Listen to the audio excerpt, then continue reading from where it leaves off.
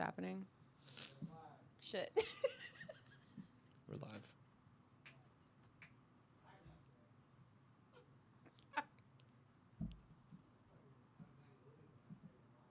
I'm sorry. It was involuntary. I'm going to pull it together. You feel ready? I was born ready. I don't think you were, but it's I okay. wasn't. All right, Chad, everything sound good? Did you check the live?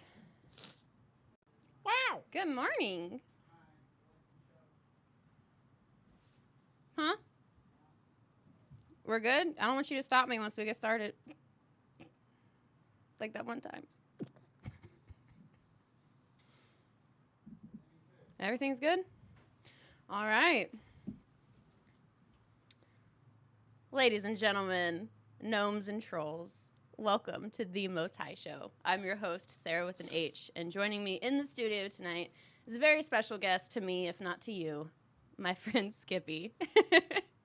And he is joining us here tonight to share his story of strength and recovery and hope and a bunch of other things that are the exact opposite of that that led us to this moment. So thank you for joining us here tonight, Skippey. Thank you for having me. It's a pleasure. Yeah. Well, why don't you tell us a little bit about who you are, a little bit about what life looks like for you today? I mean, apart from being, Skippy, I'm just a regular kind of person. I've been through some crappy stuff, but I mean, today, I definitely feel like there was a big turnaround. I mean, life for me today, it just looks like, awesome. It's just like I go to meetings. I continue to live this sort of spiritual way of life. I do school. I mean it's very baseline. It's your average kind of life, I guess, just with a bunch of recovery and awesome stuff. Just recovery and awesome stuff. Yeah, pretty much. I'll get that on a t-shirt. But life wasn't always recovery and awesome stuff and attending school, Yeah, furthering your definitely education. Yeah. So why don't you tell us when drugs, alcohol, substances, all of the above entered the picture? I was about 9 or 10 years old. I was in elementary school, and I don't know, I think a lot of it was mainly because I just wanted to fit in, and I just found this kind of group of kids that were sort of like me. We were a bunch of, I guess, outcasts, for lack of a better term. And they were, they had weed on them, and I was like, all right, bet, let's do this thing. And I started talking to them. I was like, all right, I'm going to make friends. I'm going to be this cool person. It wasn't like that at all. You were 10. Yes. To fit in at 10 years old with the cool kids, they had weed. Yes. Where was this? This was in Charlotte, North Carolina. Oh, okay. I thought, I know, we connect over Cherokee County, and I was Yeah. like, there ain't no way. No. Yeah, this was in Charlotte. I mean, I feel like because it was an elementary school, we couldn't get, the hard shit, But, I mean... Thank God. Yeah, right? But, yeah, I started smoking with them, and it kind of just progressed over time. Later on, I was introduced to psychedelics, which is my ultimate drug of choice. And Hold on, later on, were you 11? Yeah, pretty much. Okay. It was like a year later almost. Jesus. I was introduced to psychedelics, and I just kept doing that, hiding everything from my mother because I didn't want to get the snot beat out of me, of course, who does. But I think from the moment that I had tried psychedelics, I knew that there was this, I can't really describe the feeling, but I just knew that at the time I wanted to continue to do that for the rest of my life because it made me feel different, from my upbringing as in school. I was always really badly bullied, alienated, and psychedelics was kind of my escape because it was okay, well, I hate this world and everybody in it, so I'm just going to go to fairyland or whatever. Alice's Adventures in Wonderland. Yeah, exactly, right? Skippy's Adventures. Walking on the yellow brick road of active addiction. It's a hell of a place to be. Yeah, right. But yeah, no, that makes sense though, you know, going from like the world around you being terrible and like, you know, that need, like so young, already having that need to feel like you're fitting in somewhere and then still feeling outcast no matter what you do. And then you're introduced to something that literally alters what you're seeing, what you're hearing, feeling, experiencing. Yeah, that does sound like, I mean, if it goes well, it does sound like it could be, you know, like the exact thing you're looking for. Yeah, and I think for me, it was that sort of thing that I was looking for. I took it to a different degree because it was, I feel like it's such a classic thing to say, but it was definitely my therapy, my way of coping with all of the detriments that was going on around me that I either created in my head or that were actually real. I just, I got to this certain point where I didn't really care where I was at the time, like mentally. It was, I always had to have this sort of outside stimulation just to feel some sort of semblance of normalcy. Yeah, like as long as it's different from what I feel right now, I don't care what it is, good or bad. Exactly. Yeah. But I mean, you know, a lot of the substances that, you know, we as addicts abuse are substances that are used in therapies. Right. I think the problem is we're like, oh, we know this, or sometimes we don't. It's like, I can do this on my own. I don't need outside help. I used to tell people, you know, when I had issues that they were like, hey, maybe you should seek help for that. I'm like, I don't do therapy. I do drugs. I ignore the problem and then it goes away. And people just look at me like, no, it doesn't. Yeah. But so when you start recognizing that you're using this as a sort of therapy, like how old are you? Are you still like middle school years, or we progressed into high school yet? I was still in elementary school. Elementary school. Why are you 11 years old in elementary school? Let's talk about that. No, wait, did I get the times messed up? Yeah, I did. I did get the time. Yeah, it was middle school. I'm stupid. No, we're not gonna publicly shame you on our show. Go for it. No. So this is happening in middle school that you're yes. self-medicating with psychedelics. Yeah. And this is still in Charlotte. Oh yeah. At this time, yeah. Okay. And is this something that carries you, like you keep using the same substances up until you get sober? When do things start changing, looking different?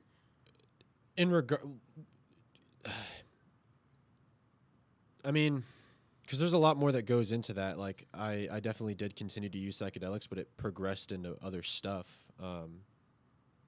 In regards to looking different, as in terms of like sobriety wise, like when I got sober. No, like the progression of, because I know our viewers don't know, but I know where things went. Yeah. So we go from psychedelics, and then what is the transition into the dark place where you get to? I think there was more than one sign that definitely like shot everything into fifth gear, but I think the first time that I can really recognize it is I was going over to my friend's house, and at the time, like, he was a really good friend even when we weren't using, but I was going over there to spend the night because we wanted to use together. And, you know, I go into his house because he left his key under the flower pot, which I've always said, terrible place to keep your key. It is a terrible place to keep your key. But, you know, I go inside, I start looking for him. I don't find him, and I'm just like, okay, maybe he's down in the basement. And, you know, I go downstairs, and I don't even get all the way down the stairs before I see him hanging from the ceiling there. And that, in that moment, it was just like, holy crap, I lost the one person that I truly considered a friend, the one person that I felt like I actually had that made me feel normal other than the drugs. Mm-hmm. So it was like, I called his mother, told her what happened, and then I went home, and I that night I think I remember finding like my mom's alcohol, and that's what got me into alcohol, and that pushed me further down the line. How old were you when this happened? At this time I was 11 turning 12, so it was in the like kind of and middle. You find your best friend hanging from the ceiling. Yeah, we were both. He was a year older than me. I think he was 12 at that time. All right. Well, it's a little late, but trigger warning for anyone who's watching. Wow, that sounds like it's a very. There's a lot of words that could be used here, but that is a really upsetting thing to see so young. So where did you go from there? So you said you went home and found your mom's alcohol. Then what happened? Now you had a new thing to cope from. Yeah. I guess from there, like I never never gave myself the proper time to like feel the things that I should have been feeling, which is it's a very common thing in my, in my active addiction. I kept using and using because I didn't want to, like I said, feel those feelings. And it's a common thing that I always say. Getting high was the easy part. It was coming down that was the real kicker, because I didn't want to come back down to like the detriments that I created in my head and the detriments that were like all around me. And it kept progressing from there, especially when I moved. When I moved from Charlotte to Atlanta, I didn't know anybody. I had like a little bit of family here, but I didn't know anybody. I was lonely, and the more important thing is I didn't have drugs.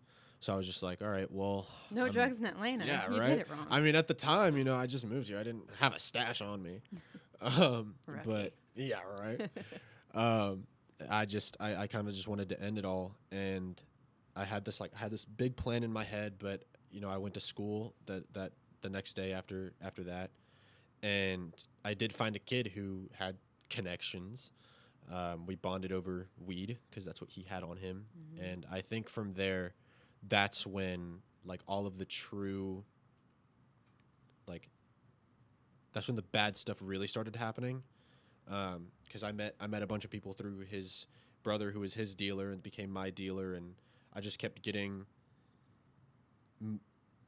heavier stuff than what was previously, in my arsenal, I guess. And I think that's the biggest time that I can remember, like, going in like full blast, like. And at this point, we're in high school, right? Yeah. And for our viewers, Skippey and I had the fortune or misfortune of attending the same high school, just in separate years. Yeah. So in my day at that school, there was a lot of... This actually wasn't Woodstock. No way! Yeah, because I was in Atlanta for 2 years before Atlanta I moved proper. Here. Huh? Like actually Atlanta, not how... Okay. Yeah. This was at a high school called Maynard Jackson High School. Okay. Yeah. Well, see, because in Woodstock back in my day, the dealers were known for lacing. Yeah. So you would be getting weed, but it would have God knows what in it. Oh, that was still a thing when I was in Woodstock. Yeah. So that's why I'm like fully thinking you're talking about like, yeah, now things are making sense. Let's go. Like you don't know what you're using. There was violence. There was like, I could definitely see the gateway into this underbelly that a teenage kid has no business being in. But you got that from two schools. Yeah. two different schools, same experiences, but very different at the same time. Yeah. Like, I think the thing with my first school was it was a lot more like toned down. Like, people knew what was going on, but nobody really said anything. And then when I went to Woodstock, everybody knew what was going on, and it was very highly talked about, I think. Not among like the teachers, but among like just the kids. Like, they knew where to go, they knew who to get it from. And I think that's the biggest shift from moving schools. Like, I didn't have the same experience that I had when I was first going to my first high school that I did in Woodstock. Like, in Woodstock, I get there, I meet someone, and then instantly, like, I had people like lined up that I was gonna buy from. I'll buy from. I didn't have to purchase anything. I got all my stuff for free. But it happened a lot quicker, so I didn't have that mental like downfall that I did at first. Yeah, because you went from an environment where it's like, this is hush hush, yeah. And it might be like, oh, this is edgier. It still had the appeal of like, this is a secret, we shouldn't be doing it. And now you're in an environment where it's encouraged and welcomed, and because you're very.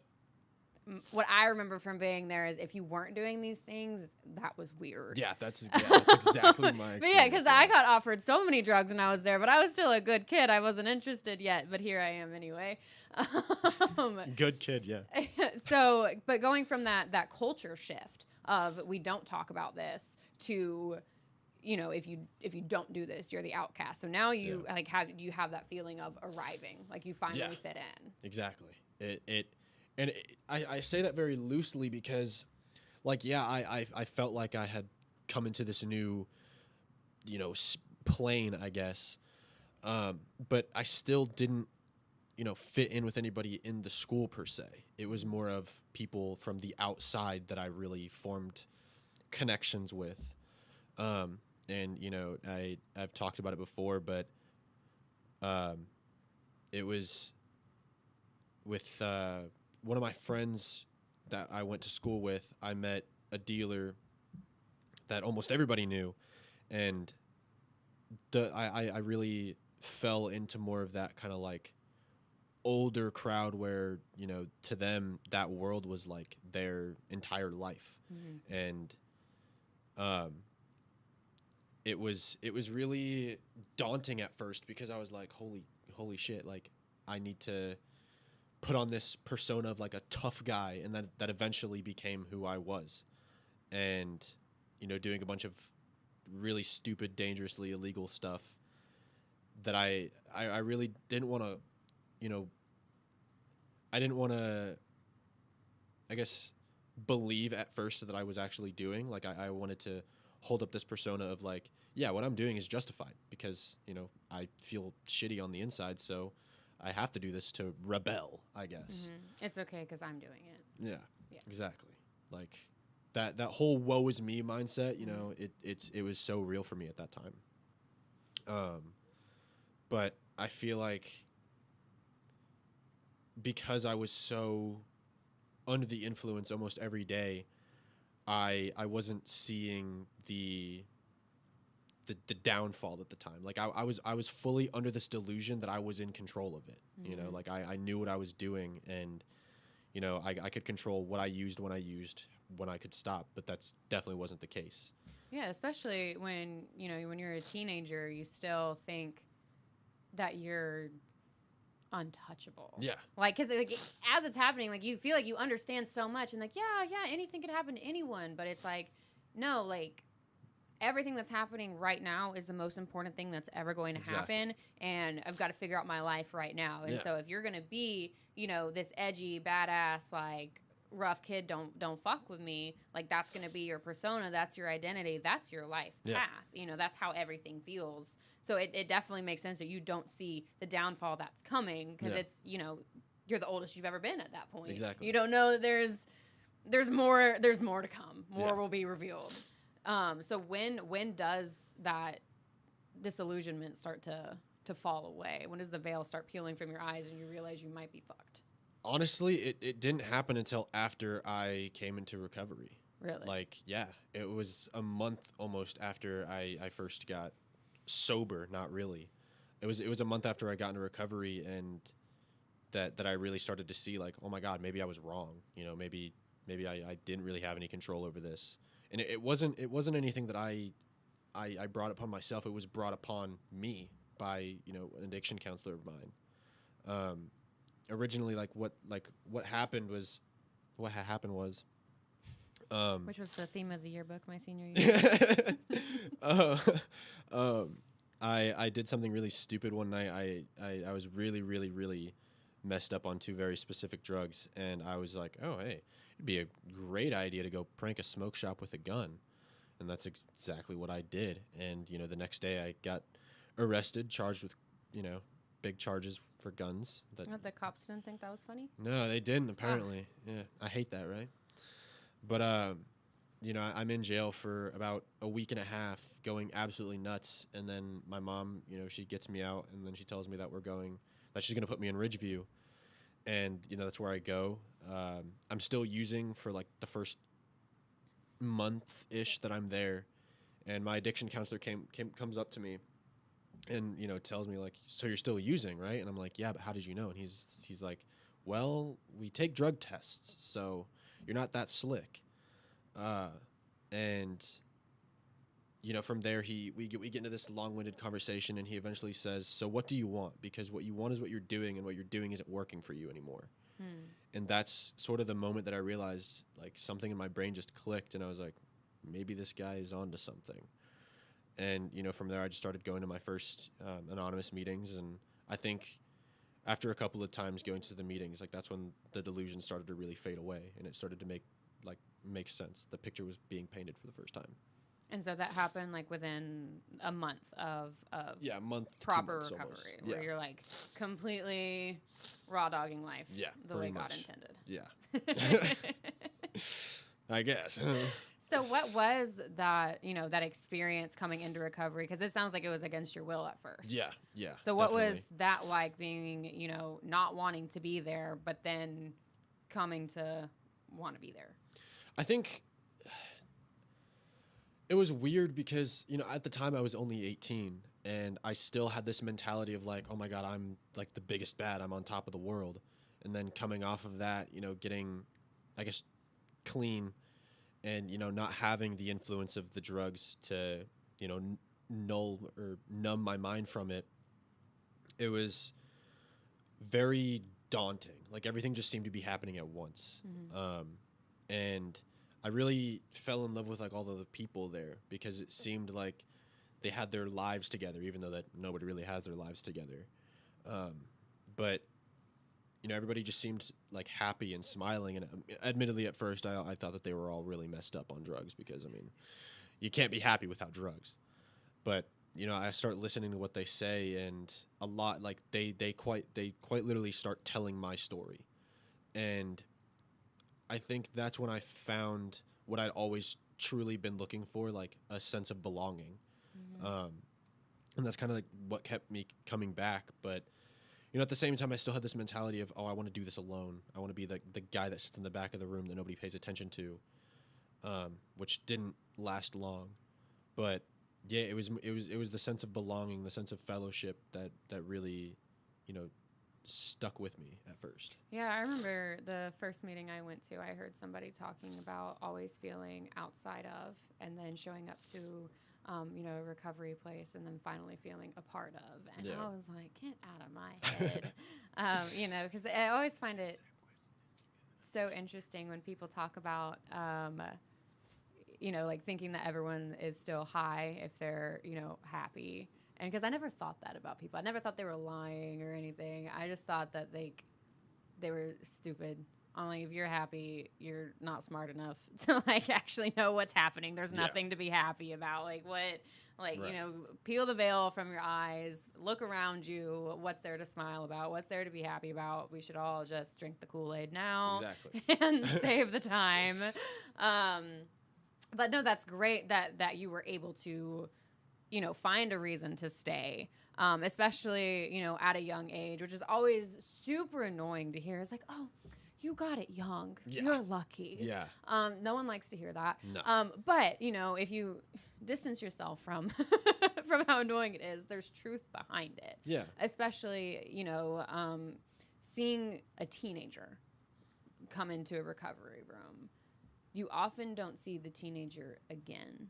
Yeah. And then, be fortunate if the teenager has the opportunity to turn into a 20-year-old and a 21-year-old and make it back at some point in their 20s or 30s.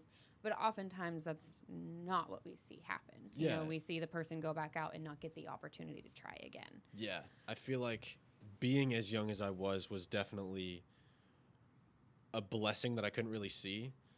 Because at the time, like before I got sober, I had this vision of what my life would be like if I continued to use, and that's what I wanted. But coming in when I did, it sort of changed my perspective because I realized, oh my God, I have all of this time. And if I can really, kind of nip this in the bud now, then I'll have this kind of more freeing life to look forward to that I'll actually enjoy.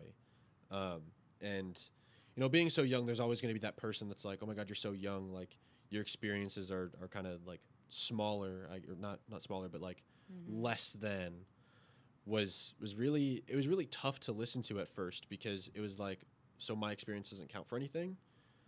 But when it comes down to it, we've all got these sort of different experiences, these different stories as to why we're here. And I feel like that's the important part, because no matter what you've been through, no matter where you were at the time, there's always going to be something that you can relate to. And that's the important part. Yeah. And I know, like, I've heard older people, like, say jokingly to younger people, like, oh, I hate you. Like, you figured it out. Like, I had to go a couple more decades before I got to, get to the good stuff. Figured it out. I don't have this figured And out. yeah, Like, like, who has this figured out? But, it for me when I see another young person, in recovery, it's not like oh, why are you here? It's like, oh, your shit got bad too. Yeah. Like, Mhm. when I see young people in recovery spaces, it's just like we didn't need decades Yeah. to see the problem. It was like, for me, what happened was the switch flipped one day, and I was like, I don't want to die, because my plan for my life was to not have one. And so when I realized I didn't, I did want to have a life, I knew something had to change. And so I had to stop using substances. I had to stop drinking. There was no other way for me to continue living. My heart would have literally stopped. Yeah. If I was lucky enough, quote unquote, an old person would hate if I said that, to have more decades, get it later, Yeah, come in, let me, right. serve my time, maybe figuratively or literally, and then try recovery out. But no, to grasp it, right when you have to. Everyone Yeah. gets it when not everyone who is sober understood it right when they needed to. Yeah. But so for our viewers, how old are you currently? I'm 20. And how long do you have in recovery? I have 2 years. And that's fucking awesome. Can we get a round of applause for Skippey? So coming in as a teenager, kicking your feet, you have this whole life that you think you're going to have. You try out recovery. You come to like the people, all the old people. You're like, y'all might know something that's up with this life thing. When did it start clicking for you? That's that's kind of like hard for me to answer, because like in my point of view, there's no specific moment in time where it just you just get it, Mm-hmm. For me, it's more of an overtime thing where it just gradually you start to see these sort of simple signs that come about, and I think as you notice them, that sort of realization starts to kick in more and more. Because like it's the classic thing where you can't make somebody get this program; it just happens on its own. Mm-hmm. And for me, it wasn't a slow start, but it was very, very subtle, and it took around maybe 3-4 months of, starting the steps, staying stuck on step 2 and 3, and then seeing these signs of like, oh, so this is what it's really like. Mm-hmm. But yeah, it was more of like an overtime thing, and it says this is not an overnight matter, but definitely after I think 4 months of continuing to reach out to people, continuing to come back to meetings, and really trying to put in this effort to change to be the person that I now think that I am. I think that's when it sort of started to fix in my brain after like about 4 months almost. And like, I'm not gonna lie, it wasn't the easiest thing, but I feel like compared to everything else that I had already previously been through, it was much easier to grasp, at least. I think the biggest thing that, for me at least, is your state of mind. There's a quote that I really like that says, "Whether you think you can or you can't, you're right." And in the beginning, I thought that I couldn't do it. I wasn't worthy of this lifestyle. I had really bad imposter syndrome, and after continuously hearing what people said, I was like, oh my God, they were almost just like me. Mm-hmm. And it got to the point where a sort of like switch flipped in my brain. It was like, I can do this, but I need to really take a deep dive into myself, into my like state of mind at the time, and figure out why I don't think that I belong here. Yeah, and I think that's an important piece to talk about there, because that's, in my experience, not something that people discuss often. Yeah. Is the imposter syndrome, is not feeling worthy of it. And for me personally, it's whenever someone I care about relapses, or when another person dies, I get sometimes emotional. And it's like, why did I get it? Yeah. Why do I get to sit here and have a concept of a future? Yeah. When this person that I cared about doesn't have that opportunity. Right. Or this person that I care about keeps relapsing and just doesn't understand what to do. Yeah. So what helped you overcome that imposter syndrome? Like the survivor's guilt, I've heard it called. Survivor's guilt, yeah. I think a big thing, and I'm kind of speaking off of recent experience too, where I just take a step back and I realize, like, is sitting in this thinking that I'm not worthy of this, like, sort of way of life, thinking, oh, why wasn't it me? You know, why do I get to have this life and they didn't? Just realizing, like, that's not what they would have wanted for me, you know? And it gets to a point where, for me at least, I had to come to terms with the fact that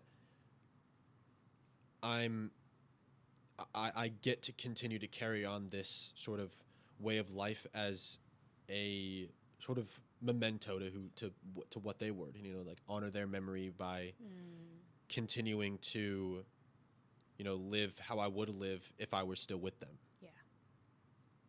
That's crazy because I do the same thing. There's a time, like, whenever I'm, like, really struggling, and maybe not with my sobriety, but struggling in general, there's a specific person who always comes to mind, and that is someone who helped me when I was new, and then she did not make it. And, you know, she was, I think, 19 or 20, and I'm attending her funeral. And that is what I remember when I'm struggling. Because I heard someone say in a meeting a long time ago, if I don't die a sober death, I hope it's so the person behind me gets to live a sober life. And for me, she was that. Like, her death, as sad as it wasn't in vain. Yeah. Each time it has helped me stay sober. It sounds so ass backwards if you're not of. Like, you don't. You This gotta is a get recovery it together. podcast. Everyone gets it.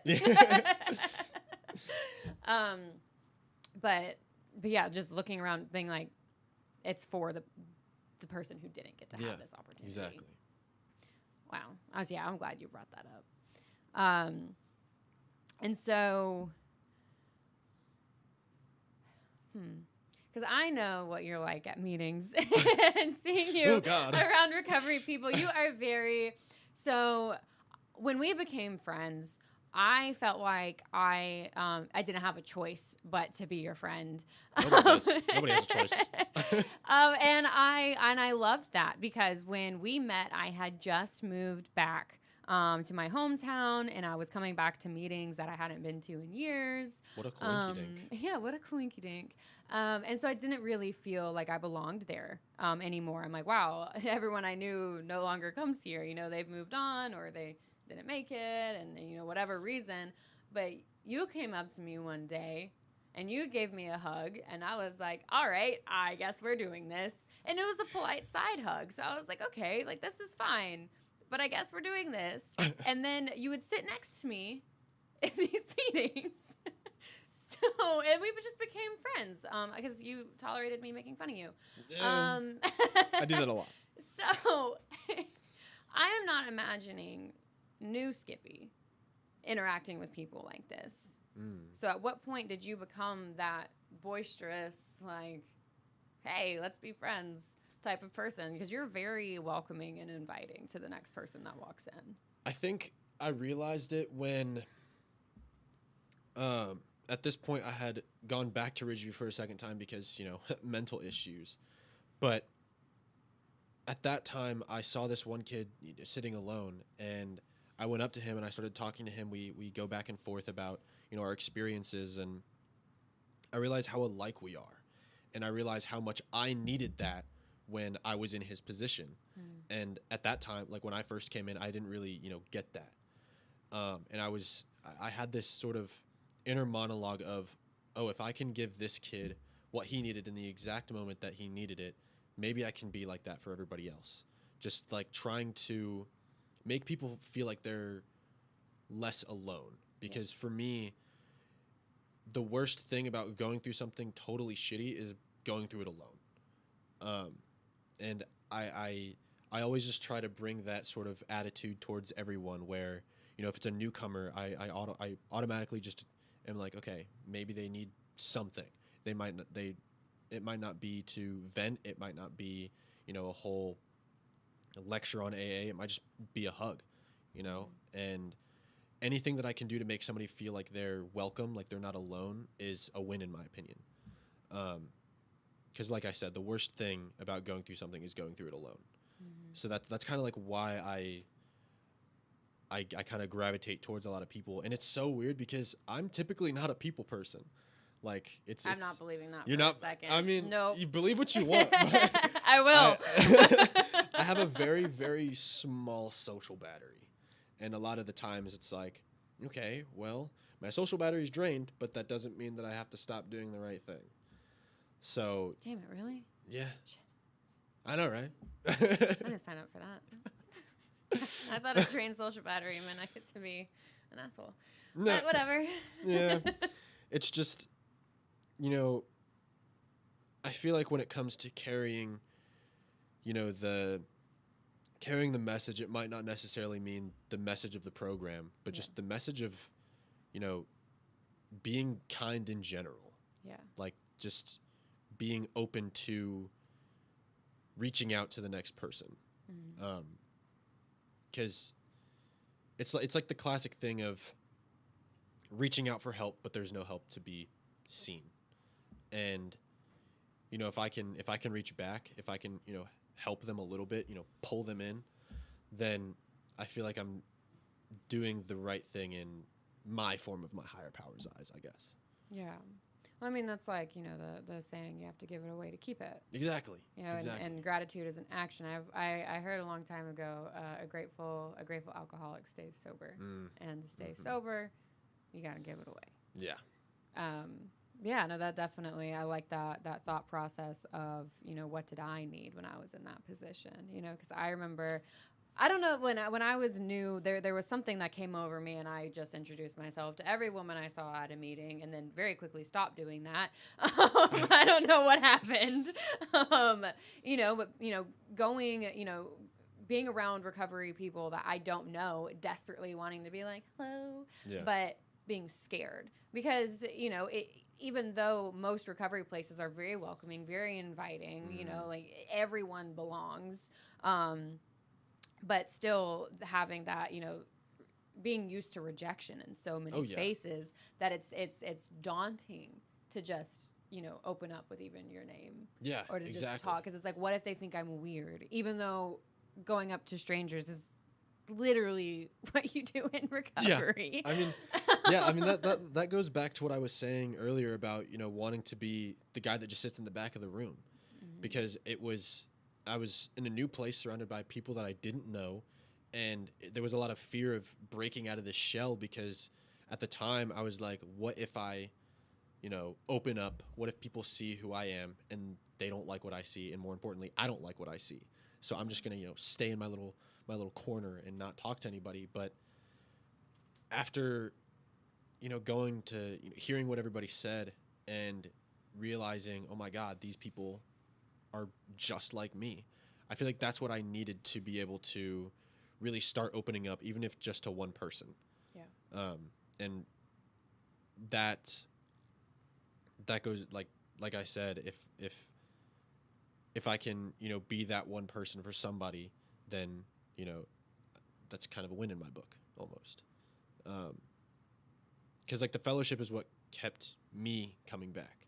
Yeah. And who knows if that's what it's going to be for other people, but what's the harm in just like trying that? Yeah. I always feel bad for the normies who struggle with stuff. 'Cause like, I have normie friends. Yeah. And they'll be like, talking about, feelings of loneliness or not knowing what to do with their time, or, they work from home. So how do you make friends? And I'm always like, I met all my friends in recovery. Like, I don't, it's one of those things. And when I was out there too, because I grew up going to a church, and then I stopped going to churches. And then I was like, that was my social life. And now I don't do this. So what do now? What do? And so substances were the answer until they weren't. And then it was people in recovery, having that network of people, having that lifeline, like, you know, those people who turn into friends, who turn into family. And it's like, you know, so to people who don't have support groups for whatever it is they're going through, I'm just like, I don't know how to tell you how to make friends. All my friends have been to jail. I don't think you want my friends. You had mentioned that sort of like lonely, because there's a very big difference between being alone and feeling alone. And I think that's exactly, I can pinpoint times when I felt like that, when I was both of those things.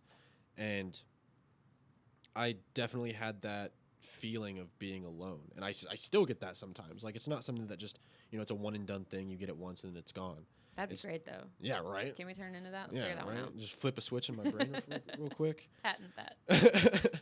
But I feel like there's always going to be times when I feel this sort of sense of loneliness, but it's all about, for me, picking up that phone that can weigh 1,000 tons sometimes and knowing, like, hey, there's somebody that I can call, because that's, you know, what I was given from the program. And loneliness is definitely something that's really, really hard to get through, you know, the whole feeling of not having anybody, not, you know, being heard, not being listened to. And I think that's the best gift of going into this sort of way of life, is that you genuinely feel heard. Like, you feel like what you say doesn't just fall on deaf ears. Yeah. And that was so important for me. And I think the best thing that I learned is, like, being in the program, is that we're not doing this to, you know, be able to handle the loneliness, to be able to handle the trauma, depression, the addiction. We've already been through all of that. What we're doing is we're healing and growing to be able to accept joy and handle happiness back into our life. Yeah. And, you know, that's definitely one big thing that I've taken away, is that I might not be the happiest person all the time, even though I portray myself as it sometimes, but I can confidently say that I am okay, because being okay is okay. Yeah. But a huge part of it too, though, is learning that it's also okay to not be okay. Yeah. And I remember the first time you called me with a problem, and I was so happy. I was like, he called me. That's funny, because I don't even remember that. I remember, because I was like, okay, we're just friends from a distance, whatever. And because I at this point did view you as a little brother, and I was just like, you know, I'm like, I got to protect this kid at all costs. But you didn't really let me in on what was going on. Like, when I saw you, you know, at meetings and stuff, you'd fill me in. So when you called me outside of a meeting, and I was just like, I was so ecstatic. I was like, he thinks I know what to do. Kicking your feet like a little girl. I was curling my hair. You tell me about it. But, you know, it goes both ways, you know. Yeah. It's like, yeah, that phone can weigh 1,000 pounds sometimes, but sometimes it also weighs 1,000 pounds to answer it. Right. You know, and so, you know, like the common phrase of, you know, the person that I'm helping helps me more than I help them. Yeah. And that's true in so many cases, you know, especially, like, there's just something about someone trusting you enough to call you like whether it was they need advice or they need to get something off their chest, or just to say, hey, there's just something about it that is comforting, you know, to know, like, oh, wow, this is a person out there who is this one of my people? Yeah. Am I belonging somewhere? And that's something that, you know, I've only felt in recovery spaces. And I think that's a beautiful gift of it. Yeah. Well, what, you know, now 2 years into your recovery, what would you say, like, the biggest shift you've seen in yourself? Definitely my point of view on, you know, sort of, I guess, to put it simply,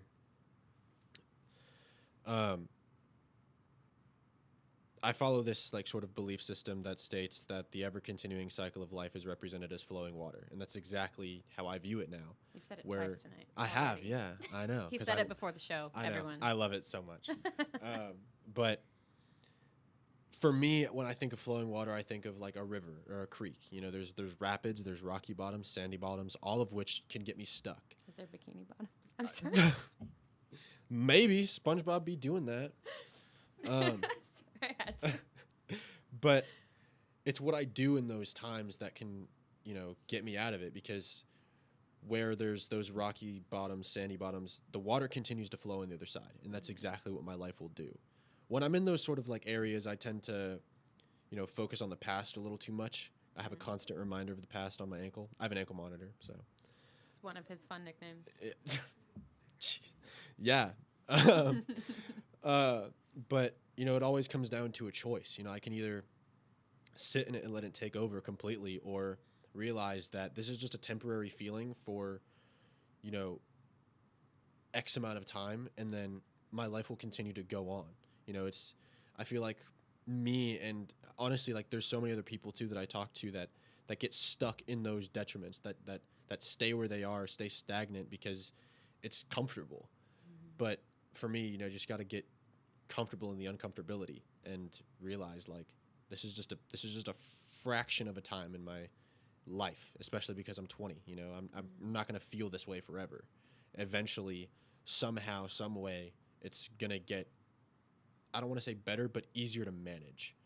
So I think the biggest shift is my perspective on, you know, how my life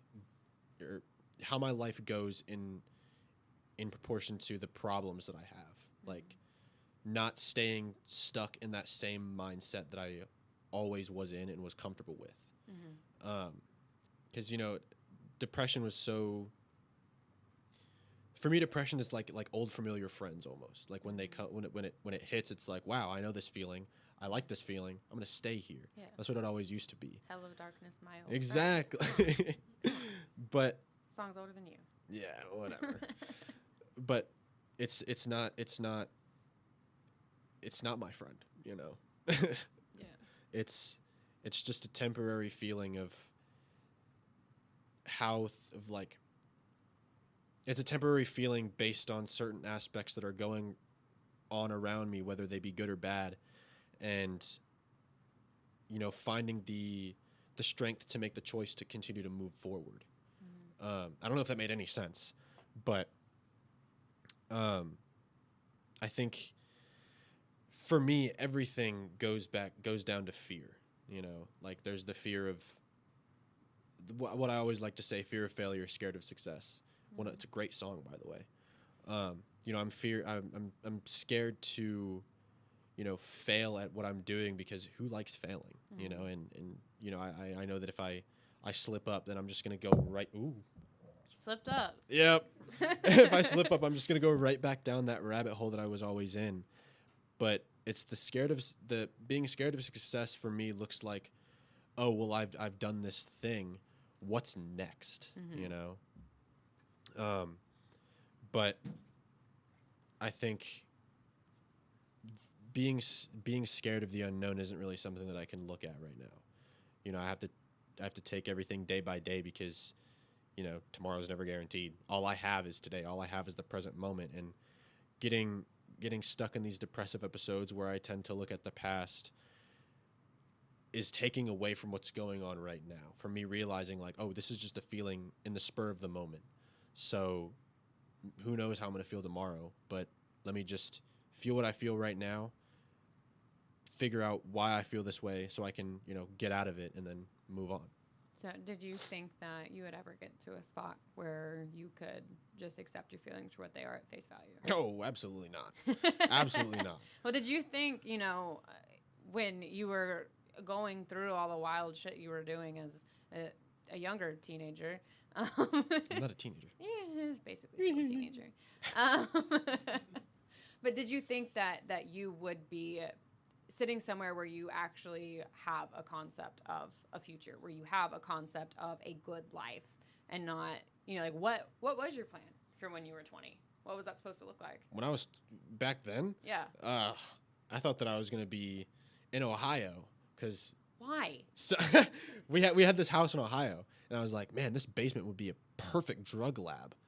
So that's what I'm gonna do. That was your dream? That was my dream when I was in active Oh my addiction. God. Yeah, yep.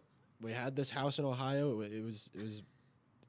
I think the worst part is that it was my grandparents' house that they built. Dude. But Thank God yeah. you got sober. Save you from Ohio. Yeah, right. God, Ohio. But no, I like back then. If you were to tell me, if me right now were to talk to my past self, like my 18, 17-year-old self, I would have thought that I was very high. Like, I had no concept of what life could be like without using whatsoever. Well, yeah. Yeah. That's the most common story Exactly. in the book. Yeah, I mean, but it's true though. Like, Yeah. it's a true thing. You know, and it is a harder road to take. And, you know, you do have to face consequences as they come. And, you know, like that numbing agent out of the question. And that can be a rough transition and still rough to deal with as it happens. Oh, yeah. So how would you say, you know, you deal now with life happening? A lot of it just goes down to like this idea of radical acceptance and, you know, accepting that, you know, I am the way that I am. People are going to be people. You know, there's certain situations that I have no control over. So why get bent out of shape if I have no control? And I mean, yeah, like I would love to feel like I'm in control. Who doesn't like feeling like they're in control? But letting go of that control, turning it over, and, you know, letting things play out how they're meant to play out is so much more freeing because there's just like a weight lifted off of my shoulders. Accepting. And when you remember you're not God and you don't have all this stress on you and you just have to be yourself. Exactly. But if you just have to be yourself, then everyone else has to just be themselves. Exactly. Too. Yeah. I think accepting myself for myself was also the really hard part. Yeah. And then when you start grasping that, then you have to learn how to accept other people for who they are. And then that part's really hard because it's like, I don't know how I'm really supposed to accept myself, but I know I'm glad I'm not you. Yeah. And so how am I supposed to accept you? Yeah. What I often think of is from an outsider's perspective of who I am, like who I look like, what do I look like to these people? And if I imagine myself as some, you know, pessimistic, cynical person, I don't like that version of me. Some people think you look like Eric Andre. Who? Never mind. Moving on. Wait, no. Say the name again. Eric Andre. I think I know who that is. I'm pretty sure. My God. I'm pretty sure. I think somebody did tell me that actually, and I had to like look him up. Chad, cut this in post. I get dollar store Bob Ross a lot, but okay. Yeah, but looking at the outside perspective of what you might be perceived as. Yeah. Like, and I don't want to be perceived as some, like I said, pessimistic, cynical, you know, person that hates everything because I like my life now. But how do I seem to other people? And if it's negative, what can I do to change that? Did you just say you solved your self-image issues by being a people pleaser? No. That is what I heard. No. Absolutely not. How do I get other Absolutely people to not. like me? No. Let me not be pessimistic. Not like that, but more, no. Just like looking at myself from an outsider's perspective, not necessarily through somebody else. I think I worded it wrong. Yeah, you did say that. So, you know, it could be the outside perspective of, you know, if I were to meet myself, who do I want to be? Yeah. Like, do I want, like, it's like treat people how you want to be treated, but different almost. Like, if my past self, if my kid self saw me now, would he be proud of who I am?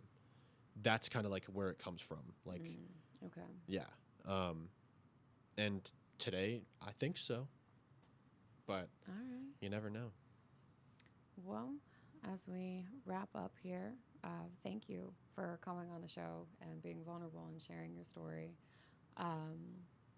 For the newcomer watching, or for the person who's still out there deciding if they want to give this sobriety thing a shot, what is one piece of advice or one thing that you would say to them?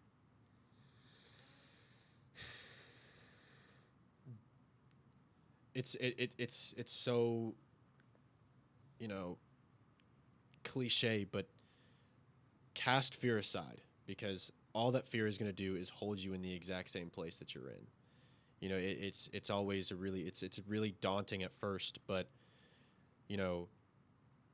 throwing fear to the wind and making this jump, no matter how big or small it might be, is the decision that could save your life, because it certainly saved mine.